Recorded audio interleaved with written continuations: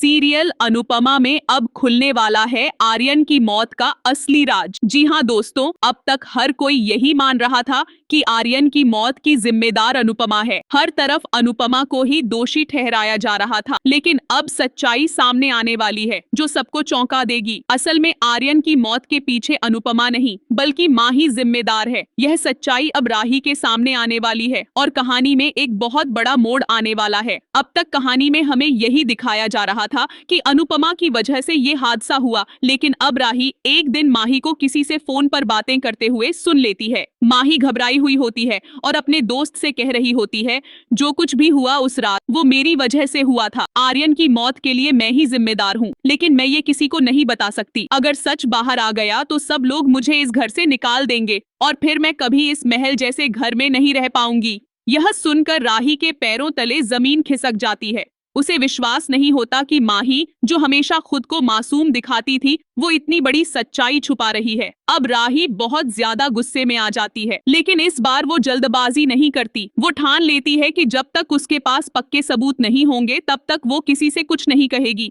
इसलिए राही अब माही पर नजर रखने लगती है। वो हर उस चीज का ध्यान रखने लगती है जिससे वो माही के खिलाफ कोई ठोस सबूत जुटा सके। इस बीच राही की माँ अनुपमा घर में गुमसुम और टूटी हुई नजर आती है। सबकी नजरों में वो दोषी है, लेकिन उसका दर्द कोई नहीं समझ रहा। राही अब समझ चुकी है कि उसकी माँ निर्दोष है और उसे इस झूठे इल्जाम से बाहर निकालना अब उसकी जिम्मेदारी है। अब कहानी में आने वाला है असली ट्विस्ट, जब राही माही का पर्दाफाश करेगी। लेकिन क्या माही इतनी चालाकी से सब कुछ छुपा पाएगी या फिर राही की कोशिशें रंग लाएंगी? और जब माही का सच सबके सामने आएगा तब क्या कोठारी परिवार अनुपमा से माफी मांगेगा? देखना न भूलिएगा ये इमोशनल और धमाकेदार ट्रैक, जिसमें एक माँ की बेगुनाही और एक बेटी का संघर्ष आपको बांध कर रख देगा।